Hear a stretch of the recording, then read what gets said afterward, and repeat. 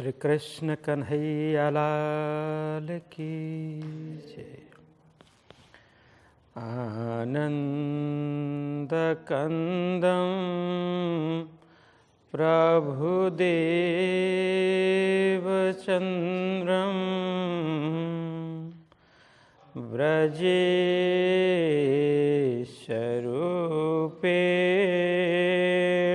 पुरापि जातम् प्रविश्य प्राप्तं प्रियप्राणनाथं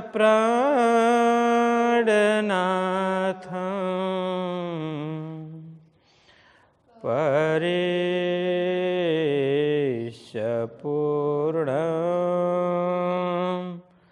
सततं नमामि।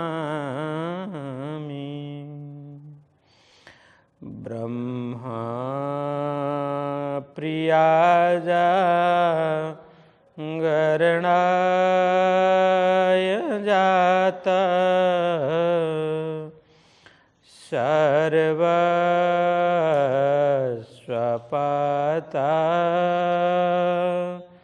भवसिन्धुत्राता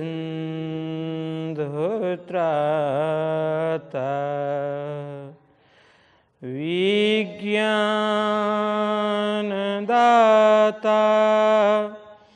निजधर्मधाता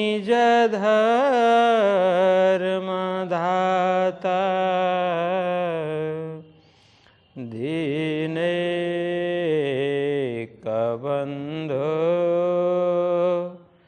शरणं प्रपद्ये। दीनैकबन्धो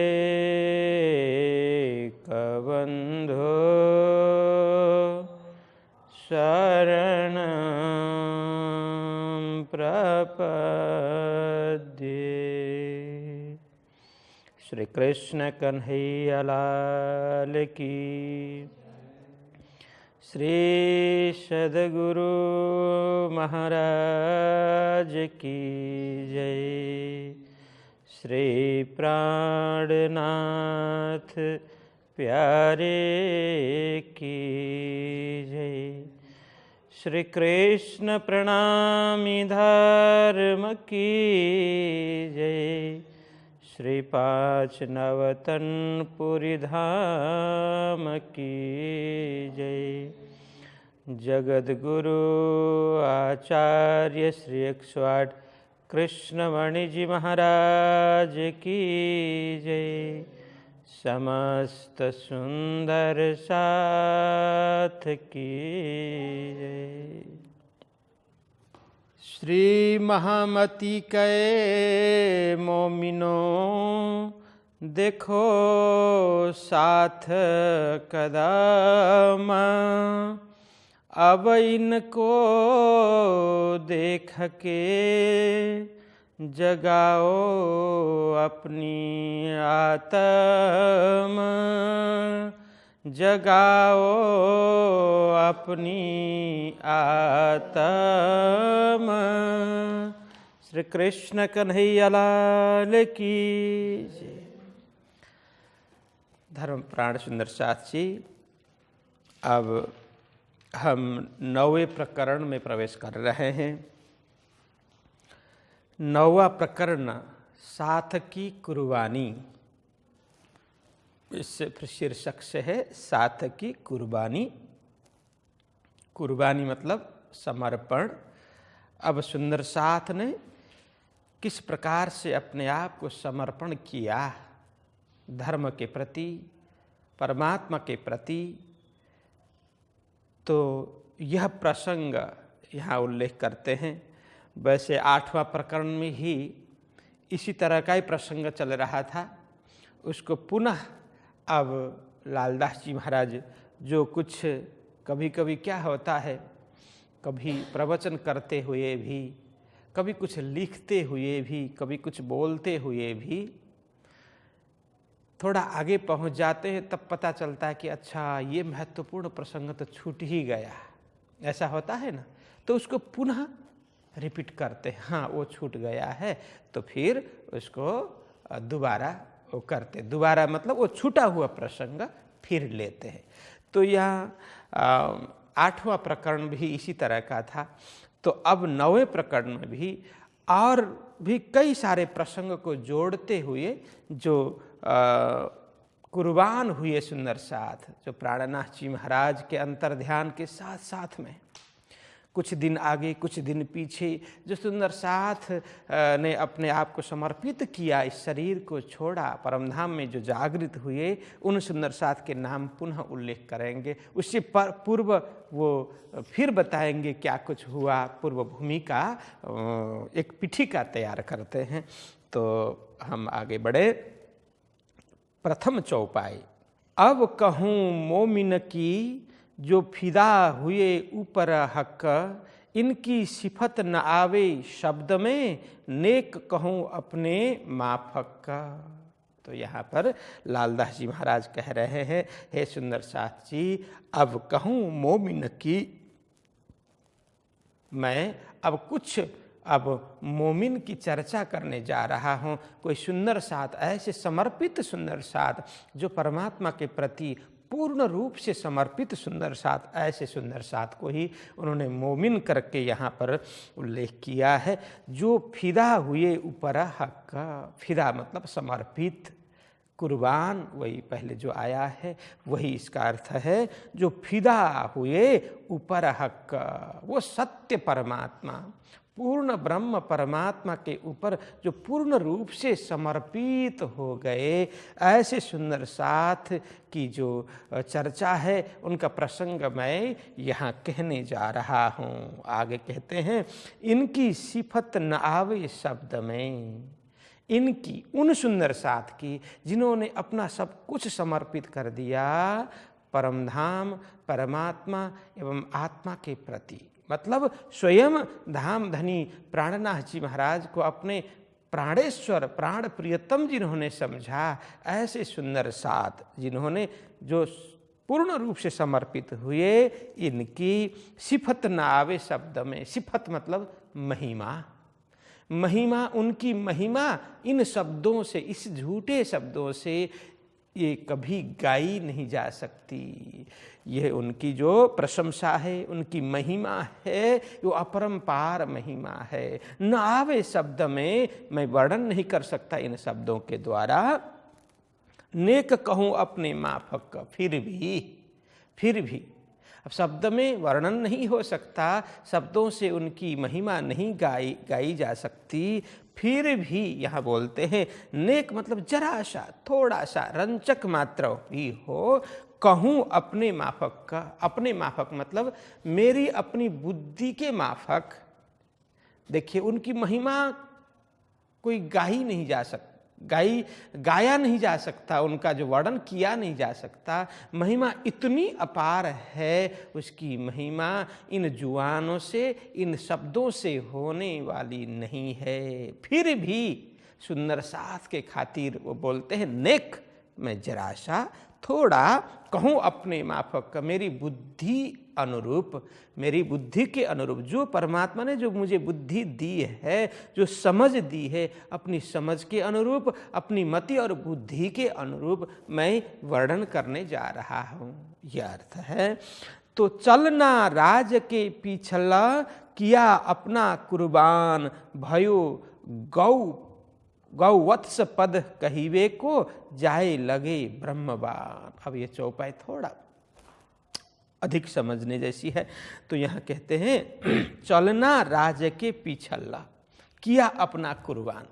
उन सुंदर साथ जिनकी यह भूमिका तैयार कर रहे हैं, जो सुंदर साथ ने अपने आप को समर्पित कर दिया, उन जिनकी सिफत नहीं गाई जा सकती, जिनकी महिमा नहीं की जा सकती, इतनी अपार महिमा है, उन्होंने क्या किया? तो कहते हैं, चलना राज के पिछला। यहाँ राज शब्द है, प्राणनाथ जी महाराज के लिए प्रयुक्त हुआ है। तो प्राणनाथ जी महाराज का जैसे अंतर्ध्यान का प्रसंग सुना, तो उन्होंने क्या किया? चलना, बस चलने के लिए, जाने के लिए।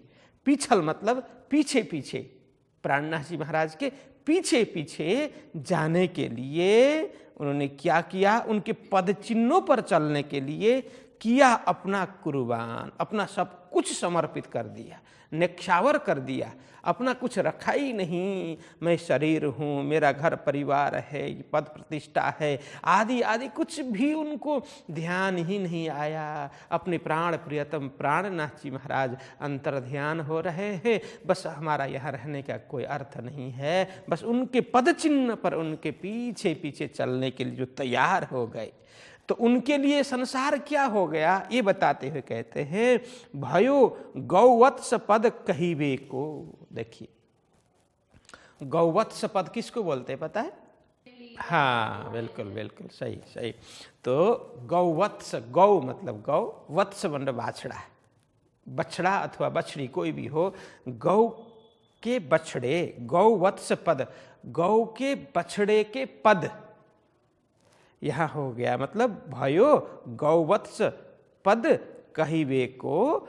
तो ऐसे सुंदर साथ के लिए क्या हुआ, ये संसार को पार करना कितना सरल हुआ, इसके लिए बोलते हैं उनके लिए। जैसे अभी गाय का एक बछड़ा जन्मा हुआ है, अभी चलने लग गया, छोटा बछड़ा, और वो चलते हुए उसका पद चिन्ह कितना बड़ा होगा। यदि वो अपना पद, अपना खुर थोड़ा कीचड़ में, जहाँ मिट्टी गीली हो वहाँ पे टेक दे तो थोड़ा गड्ढा होता है ना, और वो गड्ढे में पानी भर जाए, पानी कितना होगा, इतना होगा। यदि उस पानी को लांघना हो, उसको पार करना हो, तो हमें कोई तकलीफ होगी, कोई कठिनाई आएगी? नहीं आएगी। इतना सा तखूर है और उसमें पानी भर जाए तो हम सहजता से, सरलता से, कोई परिश्रम बगैर उसको पार कर सकते हैं ना। लेकिन उसको अब यदि चींटी को पार करना हो तो, हाँ, छोटी चींटी जा रही हो और बीच में वो गड्ढा मिले तो पार कर सकती है क्या? नहीं कर सकती है ना।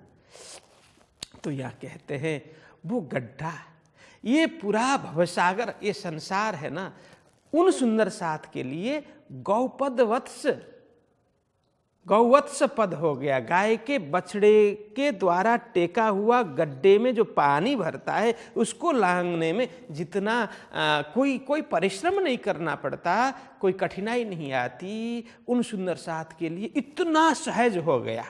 ये संसार को छोड़ना, इस शरीर को छोड़ना, देखते देखते देखते देखते बिना परिश्रम छोड़ गए हो, ऐसा महसूस हुआ। उनके लिए कोई कठिनाई नहीं हुई, क्योंकि श्वास श्वास में वो परमात्मा रमण कर गए थे ना, अपने हृदय में ही, अंदर बाहर सब कुछ वो परमात्मा के प्रेम में भीगी हुई थी। तो कल आया था ना, गरक शब्द आया था ना, पूर्ण रूप से प्रेम में भीगने के कारण उन्हें भरतार के अलावा कुछ भी नजर नहीं आ रहे था, नजर नहीं आ रहा था। ये संसार तो उनके लिए कुछ था ही नहीं, इसलिए ये संसार उनके लिए क्या हुआ, गौवत्स पद के समान हो गया। ये कहने का मतलब है इतने सरलता से उन्होंने संसार को पार किया। जाए लगे ब्रह्मबान, देखो अब यहाँ जाए लगे ब्रह्मबान, इसका अलग अलग अर्थ है। एक तो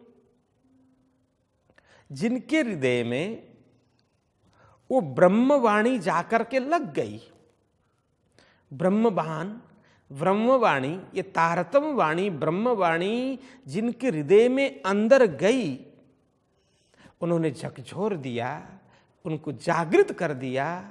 तो जागृत होते ही उनकी सुरता तो परमधाम में पहुंच गई, मूल मिलाव में। अरे हम तो यहाँ व्यर्थ, ये सब अपना अपना कर बैठे हैं, लेकिन यहाँ कुछ भी नहीं है, ये तो 4 दिन का रमत है और हमारा मूल तो परमधाम में है।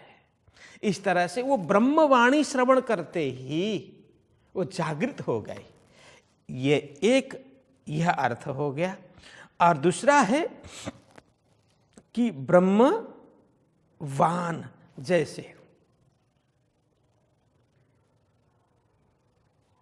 वो वाण लग जाता है ना, सीधा जाकर के हृदय में घाव करता है। तो उसके समान कहते हैं जाए लगे ब्रह्म बाण। वो बाण इस तरह से लगा, धामधनी के अंतर ध्यान का जो विरह रूपी बाण है उनके हृदय में इस तरह से लगा, तो वो सीधा परम धाम में उनकी आत्मा पहुंच गई। संसार बिल्कुल एक पल में उन्होंने छोड़ दिया, संसार का परित्याग कर दिया। ये अर्थ है। तो जाए लगे ब्रह्मवान। अब यह कहते हैं भवजल मोह सागर पार न आवे कोई, वास्ते दीन इस्लाम के नजरों आया सोए। अब आगे कहते हैं भवजल मोह सागर पार न आवे कोई। यहाँ कहते हैं अब इस भवजल, भवजल किसको बोलते हैं? ये संसार रूपी समुद्र, इसको भवजल बोलते हैं। ये कैसा है? मोह सागर है, ये मोह का ही सागर है। ये संसार रूपी समुद्र एक मोह का सागर है। कहने के लिए समुद्र है, कहने के लिए सागर है, लेकिन है नहीं, वास्तविक नहीं है, यथार्थ नहीं है। अब मोह किसको बोलते हैं? मोह मतलब क्या है? मोह मतलब दिखता है लेकिन होता नहीं है, जो झूठ है, जो अज्ञान है, वो मोह है। दिखाई देता है लेकिन वो होता नहीं है। देखिए विचित्र बात है ना, दिखाई देता है सामने लेकिन उसका कोई अस्तित्व नहीं होता, वो मोह है। तो यहाँ प्राणनाथ जी महाराज वाणी में कहते हैं ना, मोह अज्ञान भरमना कर्म काल और शून्य। वाणी में कहते कलश ग्रंथ में, मोह अज्ञान भरमना कर्म काल और शून्य, ये नाम सारे नीद के निराकार निर्गुण। ये सारा मोह ही है। मोह अज्ञान भरम कर्म काल शून्य, ये सब आदि नींद आदि सब है ना, ये सब मोह के ही नाम है, अलग अलग नाम है। ये नाम सारे नीद के निराकार निर्गुण, ये सब मोह है। मतलब जो है ही नहीं, देखने में आता है लेकिन उसका अस्तित्व तो कुछ भी नहीं है। ऐसा ये संसार भी, संसार सागर भी, इसको सागर कहा, मोह सागर कहा, लेकिन इसमें कुछ भी नहीं है, इसका अस्तित्व ही नहीं है। फिर भी यह बहुत प्रभावशाली है, शक्तिशाली है। इसके विषय में आगे चर्चा होगी। तो भवजल मोह सागर, ये संसार भवजल मोह सागर पार न आवे कोई। देखिए इसका कोई पार नहीं है, और इसको पार पाने वाला भी बहुत अल्प लोग हैं, इसी में सब डूब जाते हैं, पार पाने वाले नहीं है। किंतु ऐसे सुंदर साथ हो गए, उनके लिए यह संसार भवसागर पार करना कोई कठिनाई नहीं हुई, सहजता से उन्होंने पार कर लिया। यह कहते हैं वास्ते दीन इस्लाम के नजरों आया सोए। अब वास्ते दीन इस्लाम के, अब यह कहते हैं उन्होंने किस प्रकार से समर्पण किया, किसके लिए? वास्ते लिए दीन इस्लाम के, वो सत्य धर्म, वो आत्म धर्म, वो निजानंदीय धर्म, उसके लिए सुंदर साथ ने संपूर्ण समर्पित कर दिया। नजरों आया सोए। अब यह भवसागर पार करने के लिए उन्होंने कुछ सोचा ही नहीं, क्योंकि उनका नजर तो परम धाम में, धामधनी के चरणों में लगी हुई थी। इसलिए जब धामधनी के चरण, परम धाम, अपना धाम सामने दिखाई देता है, तो इसको पार करने में कोई उनको कठिनाई हुई नहीं। नजरों आया सोए। क्या नजर आया? वो परम धाम और परमात्मा का चरण ही उनको सामने दिखाई दे रहा था, इसलिए इस भवसागर को सरलता से उन्होंने पार कर लिया।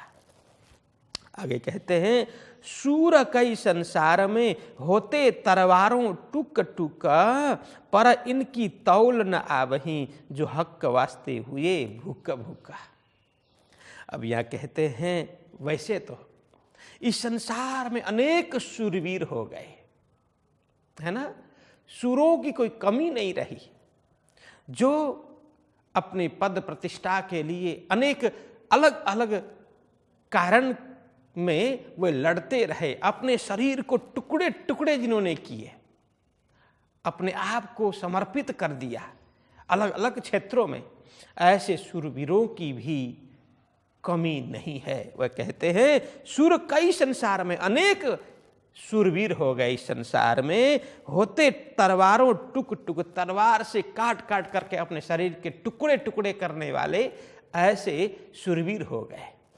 ठीक, तो पर इनकी तौल न आवहीं, जो हक वास्ते हुए भूक भूक, परंतु उनकी तुलना इन सुंदर साथ के साथ नहीं की जा सकती, इन ब्रह्म प्रियाओं के साथ में नहीं की जा सकती। पर इनकी तौल न आवे, तुलना, तौल मतलब तुलना, न आवे, वो इनके बराबर नहीं होंगे। वे शूरवीर और इन सुंदर साथ की तुलना की जाए तो सुंदर साथ इनके ऊपर भारी पड़ जाएंगे। क्यों? क्योंकि जो हक वास्ते हुए भूक भूक, वो परम सत्य परमात्मा की प्रति उन्होंने अपने आप को भूक भूक कर दिया। मतलब भूख मतलब, वैसे देखो ये गुजराती शब्द में से आया होना चाहिए, गुजराती शब्द में भूक्का, भूक्का થઈ ગયા એમ કહે ना, नहीं तो एनु मतलब शू, एकदम वो चूर्ण जैसा हो गया, है ना, वो पाउडर सा हो गया, चूर्ण जैसा हो गया, ये मतलब है। यह एक प्रास मिलाने के लिए भी ये शब्द डाला है, टुक टुक, ऊपर टुकड़े टुकड़े आए। अब टुकड़े, शूरवीरों ने तो क्या किया, अपने को टुकड़े टुकड़े में परिवर्तित कर दिया, टुकड़े टुकड़े कर दिए। लेकिन सुंदर साथ ने तो परमात्मा के चरण में क्या कर दिया, अपने को वो चूर्ण समान बना दिया, धूल के समान बना दिया। और टुकड़े तो छोटे बड़े हो सकते हैं, लेकिन धूल तो बिल्कुल बारीक हो गई ना। तो उन शूरवीरों से उनकी तुलना नहीं की जा सकती। इस तरह से वे समर्पित हो गए परमात्मा के चरणों में, जो हक वास्ते हक के लिए हुए हो गए भूक भूक, वो बिल्कुल पाउडर से बन गए, भूक भूक हो गए। तो आकार अपना डारते जरा न करी शक, साबित हुए मोमिन पहुँचे कदमों हक। या कहते हैं, आकार अपना डारते, परमात्मा के प्रति समर्पित होते हुए आकार अपना डारते। यहाँ डारना मतलब बलिदान देना, कुर्बान हो जाना। आकार अपना कुर्बान करते हुए जरा न करी शक, जरा मतलब रंचक मात्र भी, न करी शक, कोई संकोच नहीं किया। परमात्मा के चरणों में समर्पित होने के लिए सुंदर साथ ने अल्प मात्र भी, रंचक मात्र भी संकोच नहीं किया। बिल्कुल निसंदेह होकर के पूर्ण विश्वास के साथ में परमात्मा के चरणों में समर्पित हो गए ऐसे सुंदर साथ। इसीलिए किसी से इनकी तुलना नहीं की जा सकती। कहते हैं, साबित हुए मोमिन पहुँचे कदमों हक। तो यह साबित मतलब सिद्ध हो गए, प्रमाणित हो गए। जो शास्त्रों में वर्णन है कि परमात्मा के प्रति सच्चे समर्पित भक्त कैसे होंगे, तो यहाँ सुंदर साथ ये प्रमाणित हो गए कि परमात्मा के प्रति सच्चे समर्पित ऐसे प्रेमी सुंदर साथ तो इस प्रकार के होंगे। क्योंकि सब कुछ, न पुत्र देखा, न परिवार देखा, न कोई मान प्रतिष्ठा देखी, न शरीर देखा, कुछ भी नहीं देखा, परमात्मा के चरणों में समर्पित हो गए। इसलिए वे मोमिन साबित हो गए, मतलब सच्चे समर्पित भक्त सुंदर साथ साबित हो गए, प्रमाणित हो गए। पहुँचे कदमों हक, वे पहुँचे कदमों हक, परमात्मा के चरणों में इस तरह से पहुँच गए। अब आगे कहते हैं, इनको पीछे फेरन को बहुत करी अंतराए, पर जिनकी नजर धाम में ताको कौन फिराए। अब आगे लालदास जी महाराज कहते हैं सुंदर साथ जी, ऐसे समर्पित सुंदर साथ, उन्होंने न इधर देखा न उधर देखा, न आगे देखा न पीछे देखा, देखा तो मात्र परमात्मा और परम धाम देखा और स्वयं को समर्पित कर दिया। ऐसे सुंदर साथ इनको पीछे फेर न को, ऐसे सुंदर साथ को भी, ऐसे सुंदर साथ को भी पीछे फेर न को। इस माया रूपी दलदल में डालने के लिए, इनको भी इस संसार में लौटाने के लिए, उनकी सुरता जहाँ परम धाम में लग चुकी है, ऐसे सुंदर साथ की भी सुरता मतलब उनके भी मन को फिर लौटाने के लिए बहुत करी अंतराय, बहुत प्रयत्न किया गया, बहुत प्रकार के प्रयत्न हो गए। तो माया का और सांसारिक प्रलोभन दिखा करके, प्रलोभन दे दे करके उनकी सुरता को पुनः माया में लगाने के लिए बहुत प्रयत्न हुआ, बहुत करी अंतराय।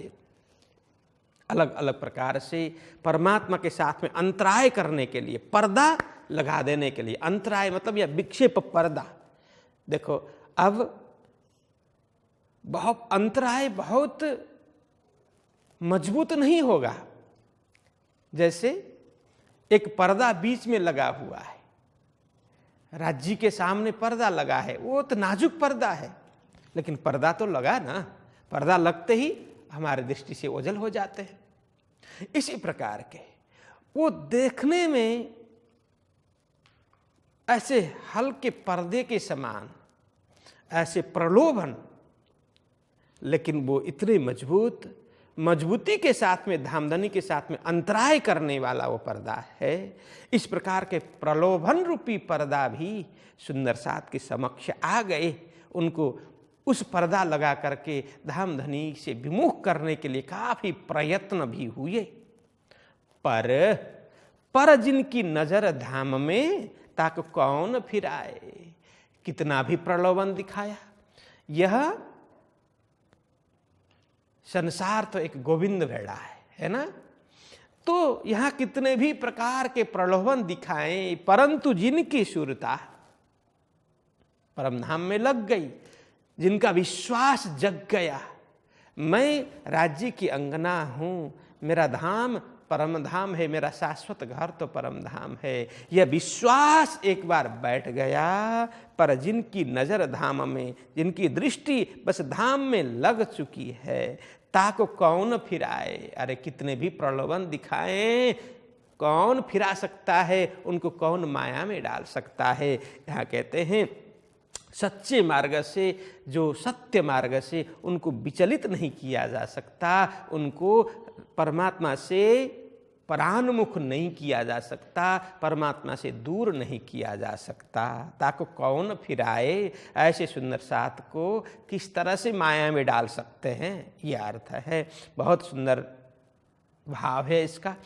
पुकार करी इनो बहुत तक का, सबों को दिया पैगाम, बिना हक के हुक्मे क्यों पहुँचे इस्लाम। अब यहाँ कहते हैं पुकार करी इनो बहुत तक का, इनो मतलब इन सुंदर साथ ने, उन सुंदर साथ ने जो जागृत हो गए, जिनकी दृष्टि परम धाम में लगी हुई है, जिन्होंने सब कुछ समर्पित कर दिया, उन्होंने पुकार करी बहुत तक, बहुत पुकार किया इस संसार में आकर के लोगों को जगाने के लिए, परमात्मा का संदेश देने के लिए, प्रेम का संदेश देने के लिए बहुत पुकार की, बहुत बार बार इन्होंने पुकार किया। सबों को दिया पैगाम, पैगाम मतलब यहाँ होता है संदेश, प्रेम का संदेश, परमात्मा का संदेश देने के लिए सबको, किसी को पक्षपात बिना सबको इस प्रेम का संदेश दिया, परमात्मा का संदेश सबको दिया। बिना हक के हुक्मे क्यों पहुँचे इस्लाम, परंतु संदेश प्राप्त करके भी जब निस्वत नहीं होता, जब अंकुर नहीं होता है, संबंध नहीं होता है जिनका, वो सुन करके भी उनको वहाँ से कुछ खुशबू मिलने वाली नहीं है, कुछ भी जागृति हुई नहीं, क्योंकि बिना हक के हुक्म, परमात्मा के हुक्म बगैर, उनकी आज्ञा, उनका आदेश बगैर, यहाँ कहते क्यों पहुँचे इस्लाम उस सत्य मार्ग पर, उस सत्य धर्म कैसे अंगीकार करेंगे, कैसे स्वीकार करेंगे। यह निजानंद स्वामी सद्गुरु श्री देवचंद्र जी महाराज द्वारा जो प्रशस्त मार्ग है, श्री कृष्ण प्रणामी धर्म, निजानंद संप्रदाय, बस इसमें वही आ सकता है, इसमें वही जुड़ सकता है जिसका संबंध परमात्मा एवं परमधाम से जुड़ा हुआ हो, जिसका संबंध परमधाम से हो। अन्यथा ये सुन सुन करके भी अच्छा भी लगे तो भी पूर्ण रूप से विश्वास नहीं हो पाएगा। इसलिए परमात्मा की आज्ञा बिना बस उस मार्ग पर, इस शाश्वत धर्म, शाश्वत मार्ग पर कोई भी चल नहीं पाएगा। क्यों पहुँचे इस्लाम, ये अर्थ है। कुछ सुनत धनिय की बिरह न किया याद, सो तो नहीं मोमिन बिरह सुनत न उड़ जात। अब यहाँ कहते हैं, देखो यहाँ ना बिरह सुनते न उड़ जात, ये चौथी पाई है ना, ये कहीं से ये गलत हुआ है, इसका जो सही होना चाहिए अरस अजीम की बुनियाद, उसमें लिखना, ये चौथा पाद है, चौथा पद, वो ये त्रुटि है इसमें, अरस अजीम की बुनियाद है लिखा, अरस अजीम की बुनियाद।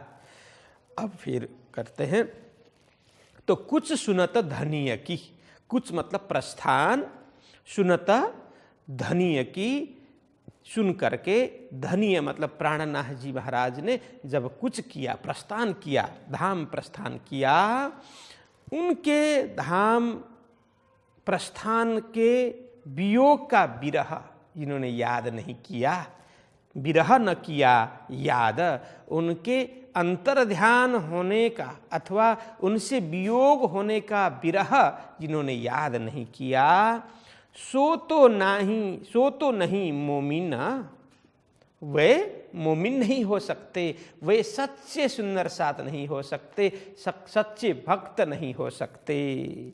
अब यहाँ कहते हैं अरस अजीम की बुनियाद। अब कहते हैं देखो, अरस अजीम की बुनियाद, अरस मतलब वो परमधाम, अजीम मतलब वो श्रेष्ठ, और श्रेष्ठ परमधाम की बुनियाद, उनका मूल है ना, वो परमधाम से नहीं हो सकता।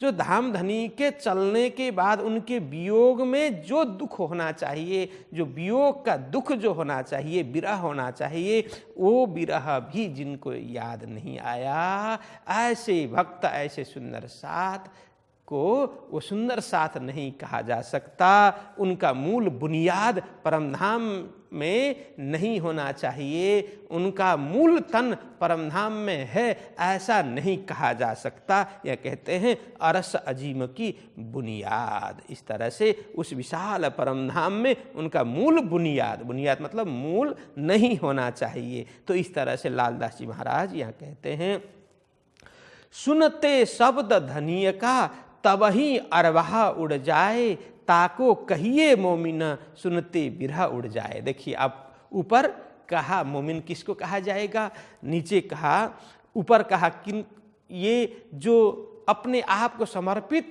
करने में जो वंचित रहे, ऐसे सुंदर साथ को सुंदर साथ नहीं कहा जा सकता, ब्रह्म आत्मा नहीं कहा जा सकता। कहा तो किन को कहेंगे, तो यहाँ कहते हैं सुनते शब्द धनिय का तब ही अरवाह उड़ जाए, ताको कहिए मोमिन सुनते बिरह उड़ जाए। तो कहते हैं अब यहाँ इसके भी दो अर्थ है, सुनते शब्द धनिय के, बस धाम धनी का अंतर ध्यान हो गया, ऐसा शब्द सुनते ही तब ही अरवाह उड़ जाए, तुरंत क्षण भर में उनकी आत्मा इस शरीर को छोड़ करके उड़ जाए।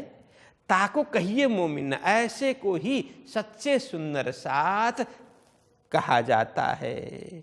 और कहते हैं कि सुनते बिरह उड़ जाए। बस धाम धनी के अंतर ध्यान का प्रसंग, अंतर ध्यान की बात सुनते ही वो विरह में व्याकुल होकर के उड़ जाए, मतलब अरवाह उड़ जाए, इस रूह निकल जाए, आत्मा इस संसार से निकल जाए। ये अर्थ हो गया।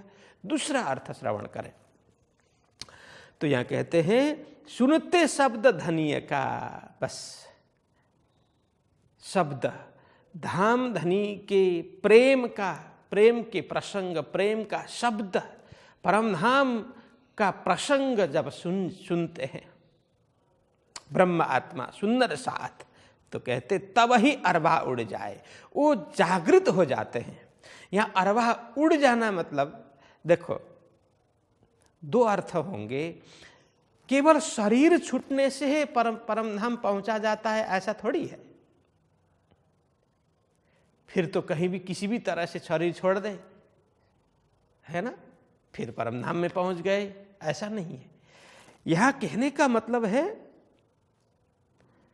इसी शरीर में रहते हुए वो ब्रह्मवाणी श्रवण करते ही, तारतम श्रवण करते ही बस उसको याद आ जाए, अरे मेरा मूल तो परमधाम है, मेरा संबंध परमात्मा से है, हम यहाँ इस खेल देखने के लिए आए थे और यहीं पे भूले पड़े थे। बस अब ब्रह्म ज्ञान रूपी वो तारतम तेज, उस तारतम की ज्योति ने हमें जगा दिया, परमधाम दिखा दिया। हमारा शाश्वत संबंध तो परमात्मा एवं परमधाम से है, ऐसा अनुभव होना यही तो जागृति है। बस यह जागृति आते ही उनको इस संसार में रहते हुए, इस शरीर में रहते हुए भी शरीर का मोह नहीं रहेगा, संसार का मोह नहीं रहेगा। यही अरवाह का उड़ना है, ये अर्थ है। तो कहते हैं सुनते शब्द धनीय का, परमधाम परमात्मा के शब्द, परमधाम के शब्द, उसका ज्ञान सुनते ही तब ही अरवाह, यदि वहाँ के निस्वत वहाँ के साथ होंगे, वहाँ की आत्मा होंगी, तो वो प्रसंग सुनते अरे ये तो मेरी बात है, मेरा प्रसंग है करके तुरंत जाग जाएगी। ताको कहिए मोमिन, ऐसे लोगों को ही मोमिन कहा जाएगा। तो कहते हैं सुनते बिरह उड़ जाए। बस बिरह अब उनको आएगा ना, क्योंकि हम तो हो परमधाम को छोड़ करके, धाम धनी को छोड़ करके, उनसे विमुख हो करके संसार में रचे पचे हैं। जैसे याद आएगी बस बिरह आ जाएगा, अरे अब तो पल पल अब तड़पने लग जाएगी वह आत्मा, मेरे धनी से, मेरे प्राण प्रियतम से कब मिले। वो बिरह एकदम जागृत हो जाएगा, तीव्र हो जाएगा। तो ऐसे लोगों को ही सच्चे सुंदर सा एवं सच्चे परमात्मा कहा जाएगा। पीछे रखे आकार को लालच वजूद के, सो क्यों बैठे शयन में बात कहने को। लेकिन जो पीछे रखे आकार को, इस शरीर छोड़ने में जो पीछे हट करते हैं, कहते हैं पीछे रखे आकार को लालच वजूद के, इस वजूद के लालच मतलब इस शरीर से मिलने वाला सुख के लालच में। अब जब तक वो आत्मा का सुख नहीं मिलता है ना, जब तक आत्मानंद में नहीं पहुंचते, जब तक वो परमात्मा का प्रेम क्या होता है, शाश्वत प्रेम क्या होता है, वो आत्मा से मिलने वाला आनंद, आत्मा से मिलने वाला सुख क्या होता है, जब तक पता नहीं चलता, तब तक इस शरीर से मिलने वाला सुख को ही सुख कहा जाता है ना।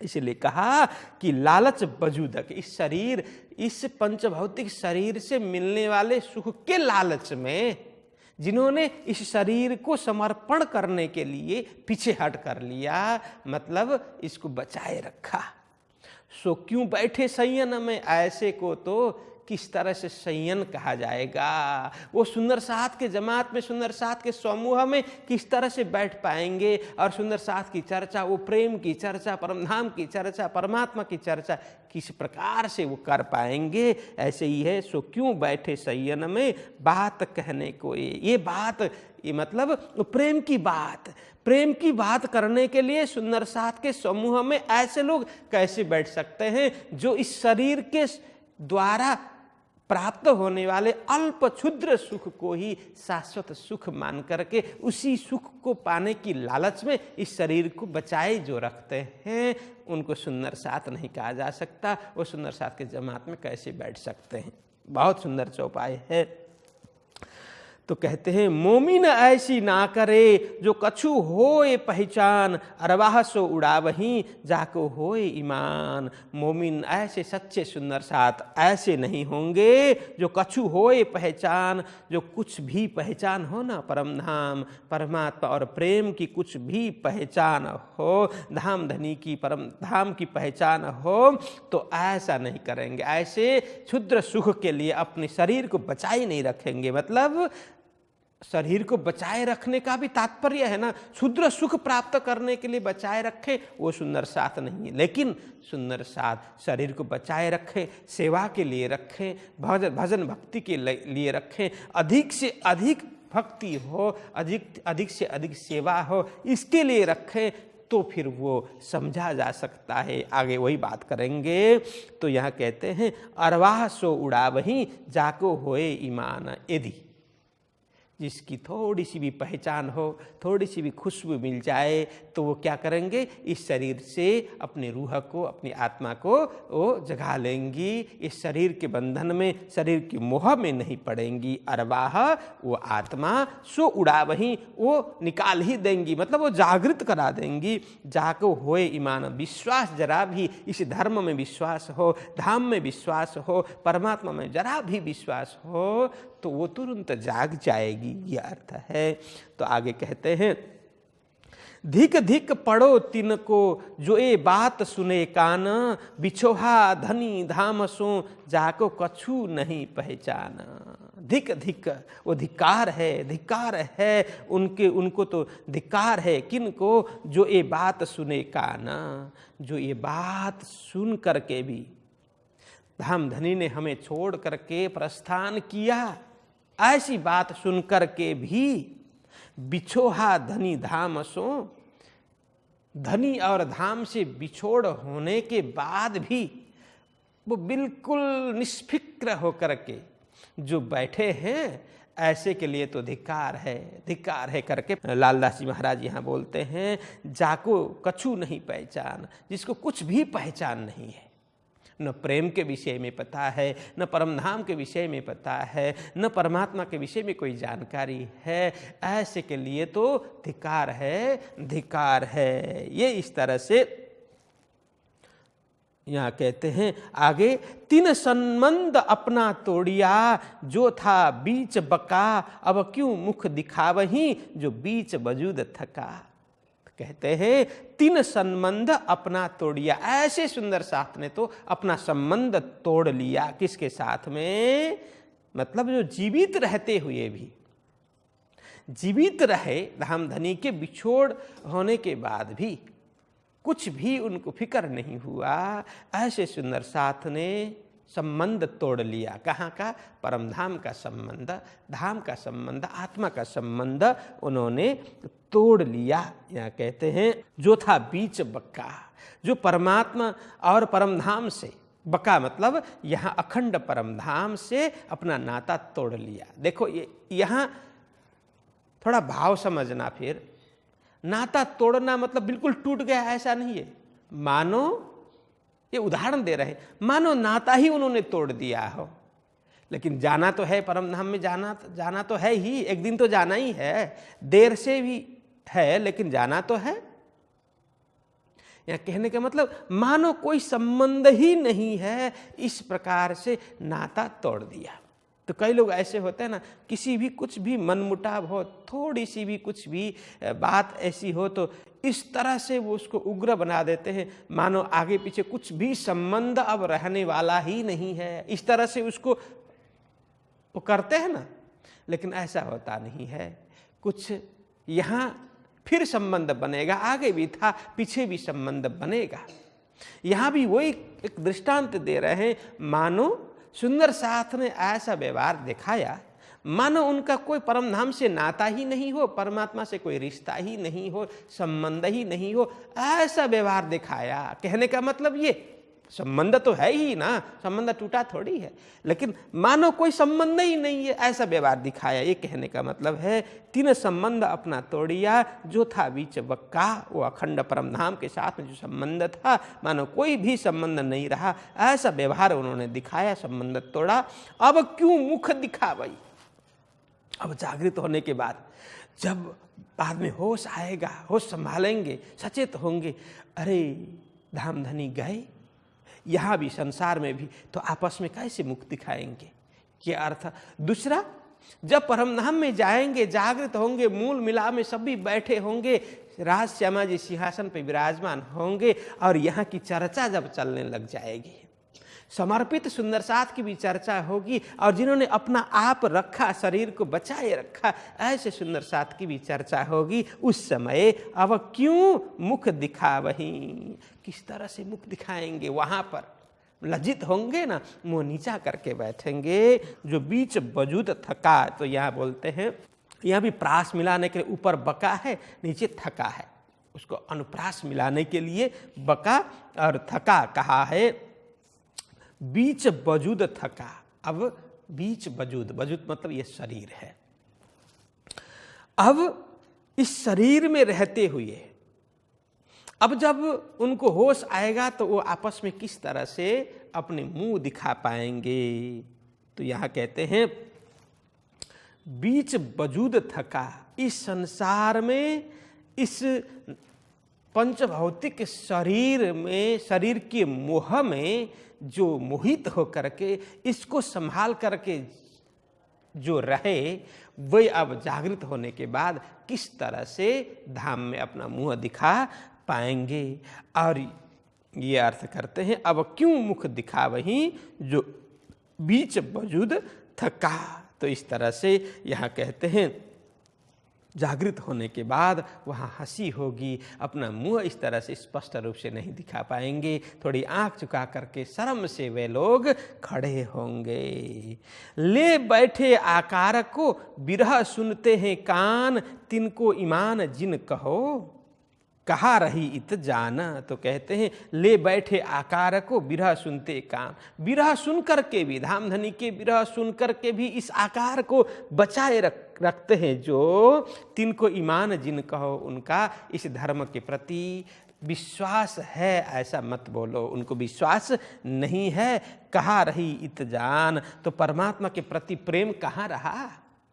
हम तो प्रेमी का है, परमात्मा हमारे प्रेमी हैं। इस प्रकार से कहने वाले भी यदि शरीर को बचाए रखें, इस मोह माया में जकड़ करके सांसारिक सुख उपभोग के लालची बन करके रहें, तो उनको ईमान है, विश्वास है धर्म के प्रति, धाम के प्रति, ऐसा मत कहो। तो कहते हैं जो रहे सोहबत में 8 पहर एक ठौर, तो पीछे क्यों कर रहे जाको बात न दिल में। और नहीं तो जो रहे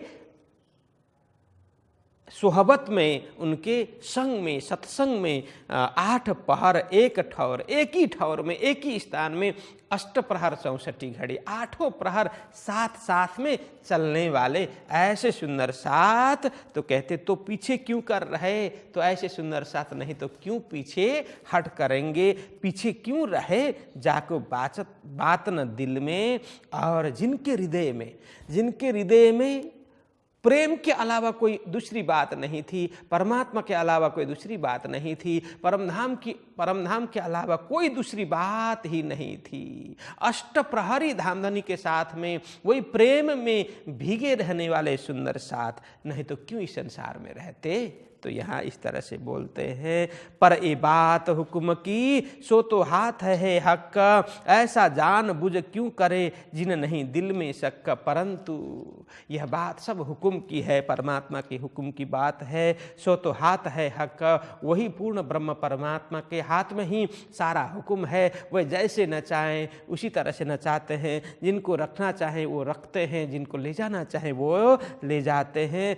ऐसा जान बुझ क्यों करे जिन नहीं दिल में शक। परंतु वो कहते हैं नहीं तो धामधनी की आज्ञा उनके हुक्म नहीं होता तो अष्ट प्रहर साथ में रहने वाले सुंदर साथ ऐसा जानबूझ क्यों करें, नहीं तो ऐसा क्यों करते हैं, जानते हुए समझते हुए क्यों करेंगे। जिन नहीं दिल में शक्का, जिनको परमात्मा के प्रति कोई शंका नहीं है, परमधाम के प्रति कोई संदेह नहीं है, अपनी आत्मा के प्रति कोई भी शंका उपशंका नहीं है, ऐसे सुंदर साथ नहीं तो क्यों रह सकते इस तरह से। तो यहाँ कहते हैं जो रहे सो हुकुमे और चले बीच इजन्ना, मोमिन रखे जिन वास्ते मजल जाहिर सबो रोशन। आगे कहते हैं सुंदर साथ जी जो गए वो भी हुक्म से गए, जो रहे वो भी हुक्म से रहे, जो रहे सो हुकुमे, जो यहाँ पर रहे वो भी हुक्म के द्वारा ही रहे, और चले सब इजन, इजन मतलब आज्ञा आदेश, जो चले जाने वाले भी धामधनी की आज्ञा उनके आदेश से ही उनके हुक्म से ही चले गए। मोमिन रखे जिन वास्ते मजल जाहिर सबो रोशन। देखो मोमिन रखे जिन वास्ते, यहाँ जिन वास्ते मतलब जिनके लिए मोमिनों को रखा गया, इस संसार में रखा गया, वो भी कारण है। कल भी हमने वो उच्चारण किया था, कहा था वो कारण है ना। क्या क्या कारण है? लालदास जी महाराज को रखा गया, तुम मत शरीर छोड़ना। क्यों? क्योंकि वृतांत लिखना है। छत्रसाल जी महाराज को रखा क्यों? कि सुंदर साथ का देखभाल करना है, जागनी करनी है। केशवदास जी को रखा क्यों? कि वाणी को एक जिल्द में समेटने के लिए। और मुकुंदास जी को रखा किस लिए? धर्म प्रचार प्रसार के कार्य करने के लिए। आदि आदि सुंदर साथ को इस तरह से जिम्मेदारी दे करके रखा गया। इसलिए कहा मोमिन रखे जिन वास्ते, जिस सच्चे ऐसे समर्पित सुंदर साथ को भी यहाँ संसार में रखा उसका भी कारण है, उसका भी यहाँ कहते हैं कुछ उद्देश्य है। मजल जाहिर सबो रोशन, ये सभी को पता है, सभी सुंदर सा जानते हैं। यह स्पष्ट है, पूर्ण रूप से प्रकाशित है, स्पष्ट है धामधन्य किस लिए रखा गया, इसका तात्पर्य सभी को पता है करके यह स्पष्ट कर देते हैं। तो संवत 17 से 51 भादो बदी चतुर्दशी के दिन प्रणाम कर सब साथ को पहुँचे हक कदमों मोमिन। तो यहाँ कहते हैं कई सुंदर साथ इस तरह से परमधाम को चले गए। कब? संवत 17 से 51 भादो बदी चतुर्दशी के दिन, जब यहाँ कहते हैं भादो बदी चतुर्दशी के दिन कतिपय सुंदर सा, कितने ही सुंदर साथ विक्रम संवत 1751 भादो कृष्ण चतुर्दशी तिथि के दिन सुंदर साथ को प्रणाम करके वे परमधाम को जागृत हो जाते हैं। पहुँचे हक कदमों मोमिना, पहुँच गए हक कदम परमात्मा के चरण में। मोमिन मतलब सुंदर साथ वो ब्रह्म मुनिजन परमधाम को जागृत हो जाते हैं, पहुँच जाते हैं। मैं कहूँ नाम तिनके जिन सुनत होइए पाक, उड़ाए वजूद अपना थे हक कदमों खाक। या कहते हैं लालदास जी महाराज, मैं कहूँ नाम तिनके, उन सुंदर साथ के जो इस तरह से जाने वाले सुंदर साथ के नाम मैं बताऊंगा। पहले भी बताया था, कुछ नाम यहाँ पर छुटे हुए थे तो उनको फिर बताते हैं। जिन सुनत होइए पाक, जिनके पवित्र नाम सुनते ही हमारा मन पवित्र होगा, हृदय साफ होगा, हृदय पवित्र होगा। या पाक मतलब पवित्र। जिन सुनत, जिनके पवित्र नाम सुनते ही होइए हो जाएगा पाक, पवित्र हो जाएगा हमारा हृदय। उड़ाए वजूद अपना थे हक कदमों खाक। ऐसे सुंदर साथ ने इस शरीर को तुरंत छोड़ दिया, शरीर में से अरवाह बाहर निकाल लिया, मतलब आत्मा को अलग कर लिया।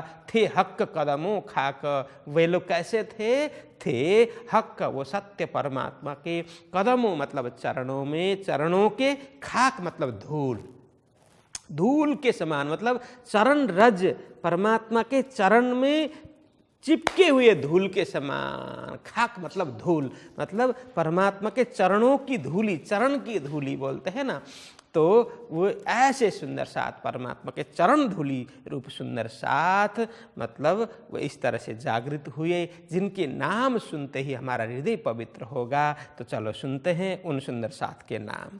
तो वहाँ बोलते हैं, वल्लभ दास एक इनमें, दूजे हैं केशव दास, तीसरा था मथुरा, ये तीनों मोमिन खास। एक तो वल्लभ दास, दूजे हैं केशव दास, तीसरा था मथुरा जिनका नाम मथुरा, ये तीनों मोमिन खास। अति विशेष सुंदर साथ में ये तीन थे, इन्होंने अपना सब कुछ समर्पित कर दिया धामधनी के चरणों में। राम कुंवर केशव संग, प्रसादी इनके संग, हमीरा स्त्री इनकी, थी धामधनी के अंग। और सुंदर साथ के नाम लेते हैं, उनमें से राम कुंवर जिनका नाम था वे, और केशव संग, केशव नाम जिनका है वे भी राम कुमार जी के साथ साथ में ही वे भी चल पड़े। प्रसादी इनके संग, फिर इनके बाद में तुरंत कौन, प्रसादी जिनका नाम प्रसादी था, तो वे भी, उन्होंने भी अपना शरीर छोड़ दिया। हमीरा स्त्री इनकी, जो प्रसादी भाई, प्रसादी की धर्मपत्नी का नाम था हमीरा, तो वो उन्होंने भी प्राण त्याग दिए। थी धामधनी के अंग, तो वो हमीरा भी धामधनी की अंगना थी, इसलिए उन्होंने भी अपना तन इस तरह से त्याग करके वो भी जागृत हो गई। और जो था साहमन, पांचवा नरसिंह दास, संत दास जो इन संग, ये छेहू मोमिन खास। वो कहते हैं और सुंदर साथ में साहमन, पांचवा नरसिंह दास और संत दास, छठे में संत दास जो इन संग, इन सारे सुंदर साथ के साथ साथ में संत दास भी वो चल बसे। ये छेहू मोमिन खास, छेहू मतलब ये छहों छह सुंदर साथ, ये मोमिन सुंदर साथ, विशेष सुंदर साथ में थे। और आगे कहते हैं, पूर्वाई और खड़गो और केसरबाई नाम, काशी चल्या तीसरे दिन, चल्या असौ पीछे इन काम। यहाँ कहते हैं पूर्वाई, खड़गो, केसरबाई जिनके नाम हैं, काशी चल्या तीसरे दिन, जो काशी भाई है वह भी धामधनी के चलने के तीसरे दिन पर उन्होंने भी अपना शरीर छोड़ दिया। चल्या असौ पीछे इन काम, असौ भी वो नाम ही है, तो पीछे इन काम, उस समर्पण के कार्य के लिए, या इन काम, कौन सा काम, तो ये बलिदान के कार्य के लिए, समर्पण के कार्य के लिए, सत्य धर्म पर समर्पित परमात्मा के पर समर्पण होने के लिए उन्होंने भी अपना सब कुछ छोड़ दिया। श्री महामती कहे ए मोमिनो, धरो कदमों पर कदम, तुम आए धाम धनी से जगाओ अपनी आत्मा। यहाँ महामती लालदास जी महाराज कहते हैं, हे सुंदर साथ जी, धरो कदमों पर कदम। यहाँ कहते हैं धरो कदम पर कदम, किसके कदम पर? उन कुर्बान होने वाले, उन समर्पित होने वाले, सब कुछ न्यक्षावर करने वाले उन सुंदर साथ के पवित्र पद चिन्ह पर अपना पैर, मतलब अपना कदम वहाँ रखो, मतलब पद चिन्ह, पदचाप मर, पद चिन्ह पर वो अपना पैर रख करके आगे बढ़ो। क्योंकि महान जन जिस मार्ग पर चलते हैं तो सभी को उसी मार्ग पर चलना चाहिए, उनको आदर्श बना करके चलना चाहिए। इसीलिए हम स्वयं अपना पथ हम नहीं बना सकते, इसलिए ऐसे महान लोग जो पथ बनाते हैं, मार्ग बनाते हैं, उस मार्ग के, उस पथ के हम पथिक बनेंगे तो हमारा भी कल्याण होगा। इसीलिए कहते हैं धरो कदम पर कदम, उन महान सुंदर साथ के कदम पर कदम, मतलब वे जिस मार्ग पर चले, जिस धर्म पर चले, उस धर्म पर हमें भी चलना चाहिए, उस मार्ग पर हमें भी चलना चाहिए। तो ये अर्थ है, तुम आए धाम धनी से। क्यों चलना चाहिए? तो यहाँ बताते हैं, तुम आए धाम धनी से, तुम तो वो धाम धनी पूर्ण ब्रह्म परमात्मा से अखंड आनंद में रमण करने वाली आत्मा होना, परम धाम में रमण करने वाली, वो दिव्य अखंड आनंद अनुभव करने वाली, आनंद किल्लोल करने वाली सखी आत्मा होना। इसीलिए इस संसार में खेल देखने के लिए आई, सब कुछ भूल गई, अब जागृत होने का अवसर है। इसलिए वो बोलते हैं, इसलिए धरो कदम पर कर कदम, उन महान आत्माओं के पद चिन्ह पर अपनी यात्रा शुरू कर दो।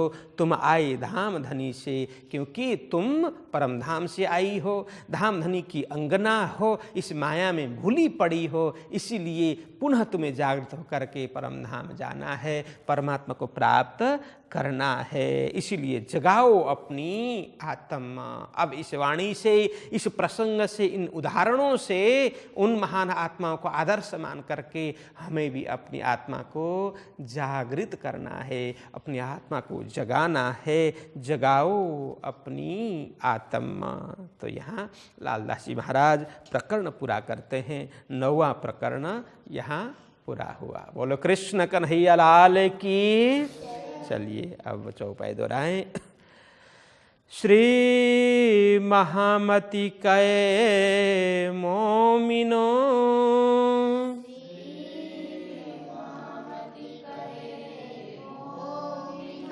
धरो कदमों पर कदम,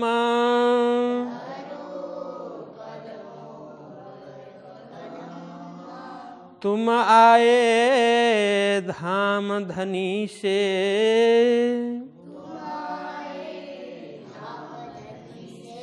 जगाओ अपनी आत्मा,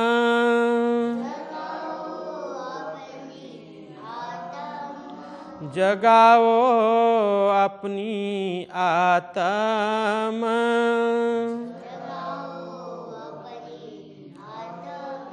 बोलिए कृष्ण कन्हैया लाल की। श्री सद्गुरु महाराज की। श्री प्राणनाथ प्यारे की। श्री कृष्ण प्रणामी धर्म की। श्री पाँच नवतन पुरी धाम की। जगत गुरु आचार्य श्री 108 कृष्णमणि जी महाराज की। समस्त सुंदर साथ की। प्रणाम।